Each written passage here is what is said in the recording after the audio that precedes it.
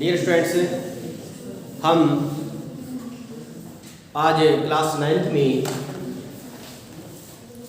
विषय हिंदी कृतिका भाग 1 में मेरे संग की औरतें नामक चैप्टर पढ़ेंगे। यह चैप्टर हिंदी की श्रेष्ठ लेखिका मृदुला गर्ग के द्वारा लिखित है। इस चैप्टर में मृदुला गर्ग ने अपने जीवन में होने वाली विभिन्न घटनाओं का उल्लेख किया है। उन्होंने अपनी नानी के स्वभाव का बहुत ही सुंदरता के साथ वर्णन किया है। उन्होंने ये बात कही थी कि मेरी नानी बहुत ही सरल स्वभाव की एक महिला थी। मेरे नाना विदेश गए थे और वापस लौट करके आए तो वह विदेशी संस्कृति में पूरी तरह से ढले हुए थे, परंतु मेरी नानी ने उनसे तनिक भी ऐसी मांग नहीं की जिससे उन्हें बुरा लगे।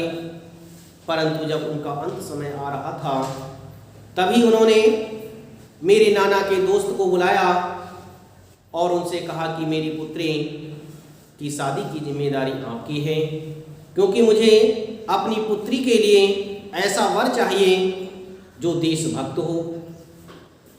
इस तरह से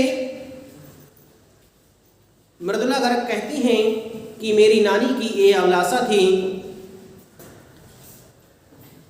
वह कहती हैं कि लड़की को गैर वाजिब जुस्तजू सुन भगवान कुछ ऐसी अफरा तफरी में आ गए कि एक ना दो पूरी 5 कन्याएं एक के बाद एक धरती पर उतार दी। भगवान को क्या कहें, माँ जी के सामने तो नामी चोर भी अफरा तफरी में आ जाते थे। माँ जी और नामी चोर का किस्सा हो संभालने के बाद मैंने कई बार सुना था चोर के दीदार की खुशनसीबी भी हाथ आई थी। इस तरह से लेखिका कह रही हैं कि मेरी माँ एक अलग विचार की महिला थी। उनकी भावनाएं मेरे नाना की भावनाओं से मिलती जुलती थीं। उनके सामने नामी चोर भी आ जाता था, वह भी डरने लगता था, वह भी अफरा तफरी में भागने लगता था। लेखिका कहती हैं कि हुआ यूं था कि किसी शादी के सिलसिले में नकुड़ की हवेली के तमाम मर्द बारात में दूसरे गांव गए हुए थे। औरतें सज धज कर रत जगह मना रही थीं। जब शादी होती है और बारात दूसरी जगह जाती है तो उस घर की महिलाएं रात में गीतों को गाकर के रत जगा किया करती हैं। इस तरह से औरतें सज धज करके रत जगह मना रही थीं। नाच गाने और ढोलक की थाप के सुर में नामी चोर कब सेंध लगाकर हवेली में घुस आया, किसी को खबर ना हुई।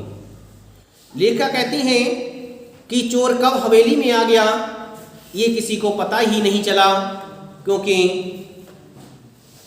ढोलक बज रही थी, नाच गीत हो रहा था। इससे किसी का ध्यान उस तरफ नहीं गया। सभी औरतें गीत और ढोलक में ही अपने को लगाए हुए थीं। उनका ध्यान ढोलक पर ही था। चोर कब घर में प्रवेश कर गया किसी को पता ही नहीं चला। पर चोर था बदकिस्मत। जिस कमरे में घुसा उसमें माँ जी सोई हुई थी। लेखिका कहती है उसका दुर्भाग्य था चोर का ये दुर्भाग्य था कि वह जब महल में प्रवेश करा, घर में प्रवेश गया, तो वह उसी कमरे में घुसा जा करके जिस कमरे में मेरी माँ सो रही थी। तो औरतों के शोर से बचने को वे अपना कमरा छोड़ दूसरे में जा सोई थी। लेखा कहती हैं कि मेरी माँ को ये सब पसंद नहीं था, इसलिए वह उस शोर से बचने के लिए वह अपने कमरे को छोड़ करके दूसरे कमरे में सोने चली गई थी और वह दूसरे कमरे में सो रही थी। चोर बेचारा तमाम जुगाराफिया दिमाग में बिठला करके उतरा था। उसे क्या पता था कि इतनी बड़ी बूढ़ी पुरखिन जगह बदल लेगी। खैर बुढ़ापे की नींद ठहरी चोर के दबे पाँव की आहट से ही खुल गई। लेखिका कहती हैं कि जैसे ही चोर उस कमरे में प्रवेश करता है, माँ बूढ़ी हो चुकी थी और बुढ़ापे पर नींद बहुत ही कम आती है, इसीलिए चोर की आहट मात्र से ही उनकी नींद खुल गई। इस तरह से